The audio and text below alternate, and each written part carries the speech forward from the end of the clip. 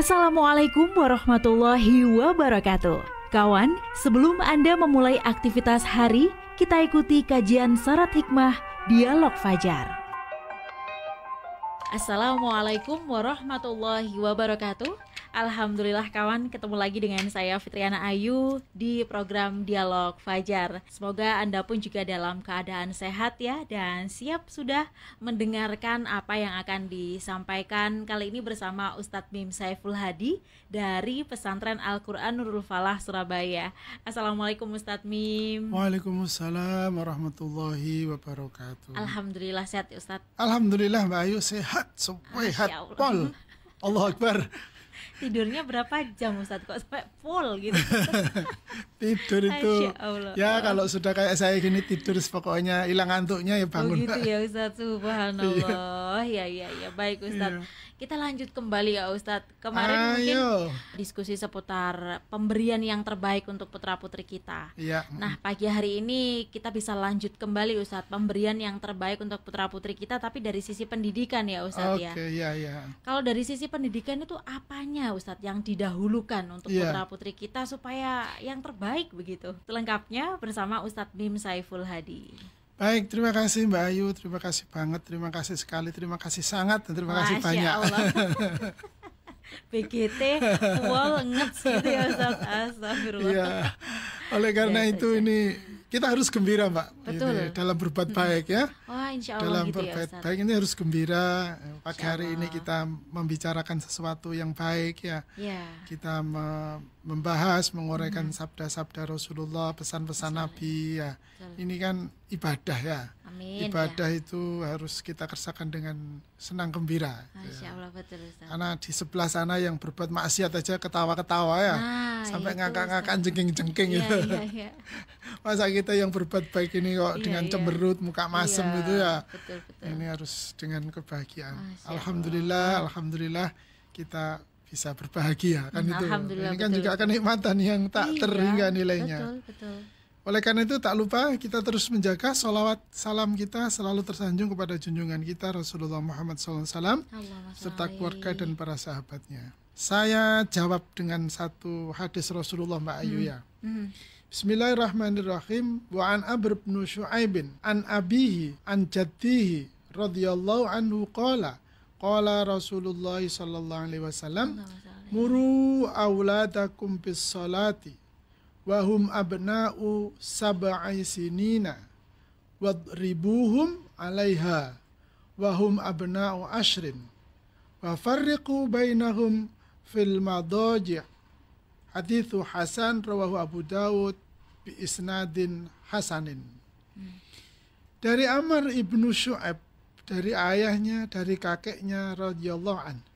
Dia berkata Rasulullah sallallahu alaihi wasallam bersabda, perintahkanlah kepada putra-putrimu mendirikan sholat ketika mereka berusia 7 tahun. Dan pukullah mereka karena meninggalkan sholat ketika mereka telah berusia 10 tahun. Dan pisahkanlah di antara mereka dalam tempat tidurnya. Hadis riwayat Abu Daud dengan sanad hasan. Kawan-kawan sekalian rahmatullah Allah, Mbak Ayu, hadis ini memberikan petunjuk yang jelas. Kita sebagai orang tua apa sih yang dilakukan mula pertama dan pokok kita mendidik anak-anak kita. Yaitu urusannya yang paling pokok adalah sholat. Sholat itu adalah ibadah yang utama, ibadah yang penting dan pokok. Sehingga kalau sholatnya beres, maka bereslah semua urusan. Ustaz, aku ndek konco sholatnya genep, tapi polai gak kena, ya berarti sholatnya gak kena gitu ya. Mek ketok etok jenggang-jengking gitu. Waktu sholat itu ya lumayan lah timbang gak sholat.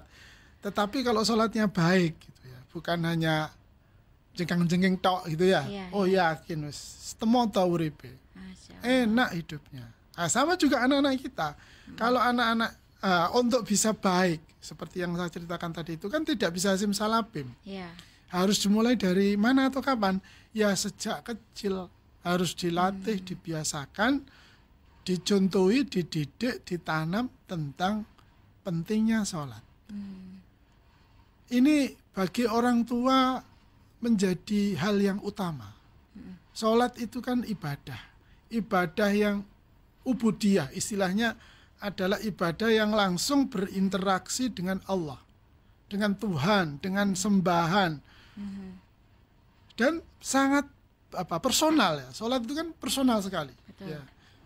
Saya pernah lihat sebuah channel YouTube tentang mu'alaf ya, orang-orang yang hijrah di luar negeri itu, mereka ternyata begitu setelah hijrah sholat itu, menikmati sholat itu Masya Allah ternyata luar biasa. Mereka bisa plong, lepas gitu ya. Bahkan ada kajian secara teknologi itu, ilmu faal itu luar biasa sholat itu. Sehingga ketika nanti kita di hadapan Allah pun, ketika di yaumil mahsyar, kenikmatan yang kita harapkan itu ya bisa sujud, bisa sholat gitu kan. Nah, sehingga kalau sholat ini kita selesaikan, maka di sini Rasulullah menggunakan 2 tahapan gitu ya, umur 7 tahun dan umur 10 tahun. Ini beda pendekatannya gitu.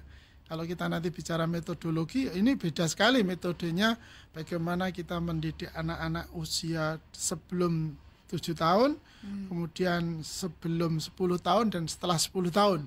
Sampai Rasulullah memberikan penekanan ketika 10 tahun, anak kita ini kalau sudah tidak sholat atau meninggalkan sholat, itu harus keras kita. Maksudnya keras itu temenanan itu ya, tegas. Ya, tegas itu ya. Jangan sampai gak sholat, ya gak apa-apa, arek. Ya, cilik. Kalau sudah 10 tahun, tidak boleh gitu. Kita harus benar-benar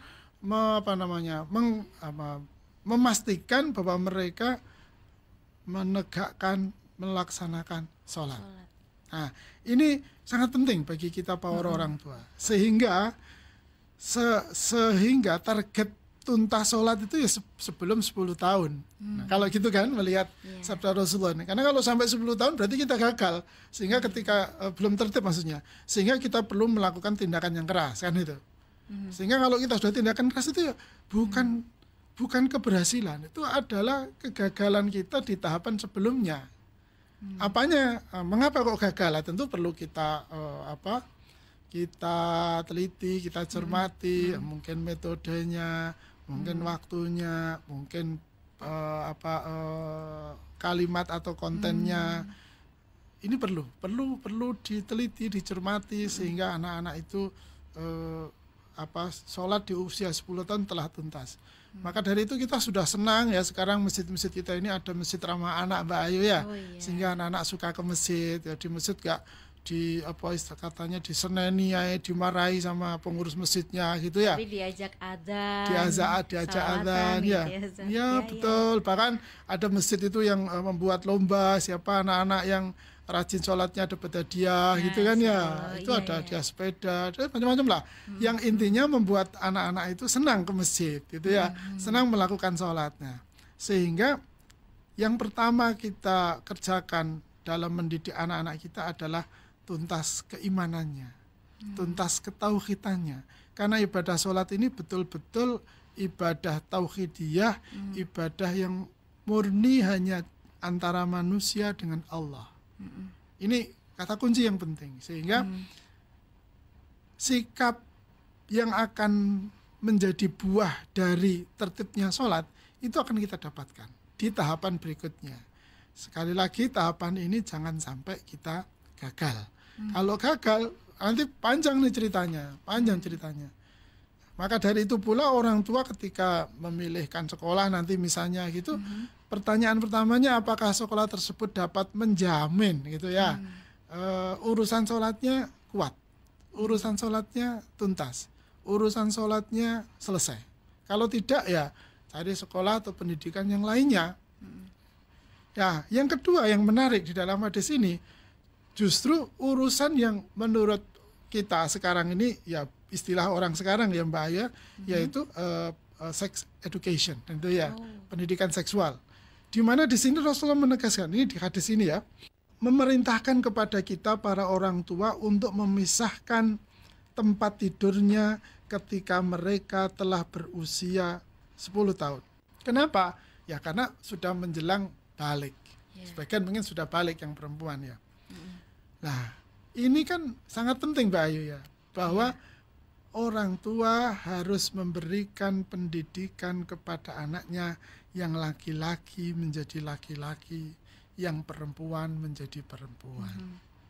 Maka dari itu masing-masing kita hargai privasinya, agar tidak tercampur-campur gitu ya, agar tidak terjadi ya campur-campur ya, sehingga yang laki-laki ya gagah, bertanggung jawab ya, yang perempuan juga lembut, kokoh, kuat gitu ya.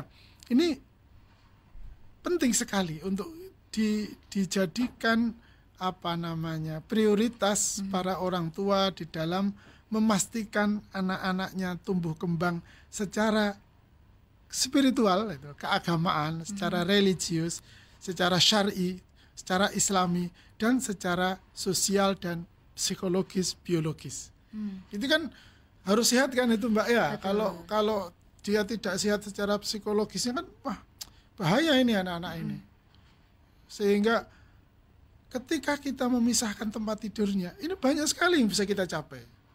Banyak sekali yang bisa kita capai. Mulai dari membangun kepercayaan dirinya, kemudian rasa tanggung jawabnya, kemandiriannya, kemudian kepedulian terhadap dirinya ya. Nanti di tahap berikutnya ada namanya pelajaran Sunanul Fitrah. Jadi bagaimana menjaga kehormatannya, bagaimana menghargai dirinya, perkembangan tumbuh kembang dirinya. Ini tentu sangat dibutuhkan tahapan itu. Nah, sementara kalau orang tua tidak memiliki kepedulian, bahkan ada orang tua saking sayangnya atau saking kepingin memanjakannya itu sampai umur 10 tahun, 12 tahun masih dikeloni kan itu ya. Tidur seranjang dengan ibunya atau dengan bapaknya. Maka menjadi perhatian yang sangat penting bagi para orang tua tentang fokus mendidik soal sholat dan soal kesehatan tumbuh kembangnya. Ini sangat penting. Begitu nanti tumbuh kembangnya tidak sehat, berat ini PR-nya orang tua di tahapan berikutnya. Karena kan proses tidak bisa langsung berulang Mas. Diulangi kan Mbak Ayu ya. Umur 12 tahun ketuntasan tumbuh kembangnya ini. Tapi ternyata nggak diselesaikan di usia 12 tahun misalnya. Ketahuannya di usia 16 tahun. Kan nggak mungkin balik ke usia 12 tahun. Sehingga anak-anak kita secara tauhid dia kokoh, ya, secara sosial dia sehat, kemudian tumbuh kembangnya tuntas. Masya Allah. Maka ketika kita serahkan kepada guru di sekolah ya, atau di pondok pesantren atau di sekolah boarding, maka kita tidak sedang memindahkan masalah gitu ya. Tidak sedang memindahkan masalah, tapi kita betul-betul bekerja sama untuk mengembangkan diri anak kita. Kan itu ya. Karena ada orang tua karena kamu nakal tak pondokkan, nah itu kan namanya memindahkan masalah kan itu. Padahal yang di pondok atau guru yang di asrama itu kan atau guru di sekolah kan tidak tahu asal usulnya seperti apa, tiba-tiba seperti ini kan itu. Nah maka dari itu para orang tua mari fokus kepada dua hal ini. Sudah sekolahnya dimanapun, berapapun biaya, seberapapun keren dan favoritnya, tolong dua hal ini menjadi fokus. Sekalipun ya saya juga gitu sama anak saya yang sudah dewasa juga gitu. Kalau telepon ya pertanyaan kuncinya sudah sholat Mas, sudah sholat Mbak gitu. Itu karena tanggung jawab kita para orang tua. Kalau sampai ini tidak berhasil, tidak sukses ya itu kita yang akan ditanya pertama kali. Mim, anakmu kok sholatnya kok gak tepat Mim, misalnya gitu. Itu apa yang akan saya sampaikan kepada Allah kalau urusan yang pokok, mendasar dan penting ini kita tidak selesai. Semoga kita para orang tua mampu menunaikan amanah ini dengan baik. Sehingga anak-anak kita menjadi anak-anak yang memiliki iman yang kokoh dan tumbuh kembang yang sehat. Insya Allah, amin amin ya robbal alamin. Alhamdulillah ada gambaran, ada panduan ya Ustaz ya, dan tuntunan kayak kurang lebihnya begitu, memberikan pendidikan yang utama untuk putra-putri kita. Demikian juga Dialog Fajar pagi hari ini kawan, saya Fitriana Ayu dan juga Ustadz Mim Saiful Hadi pamit ya. Wassalamualaikum warahmatullahi wabarakatuh. Waalaikumsalam warahmatullahi wabarakatuh. Program Dialog Fajar yang baru Anda simak kerjasama Suara Surabaya dan Pesantren Al-Quran Nurul Falah Surabaya, lembaga dakwah yang amanah, profesional, dan berbasis Al-Quran. Pesantren Nurul Falah mencetak guru-guru Al-Quran dengan metode tilawati dan tahfidz Al-Quran. Informasi dan pemberian donasi hubungi 031 828 1278 atau nurulfalah.org. Wassalamualaikum warahmatullahi wabarakatuh.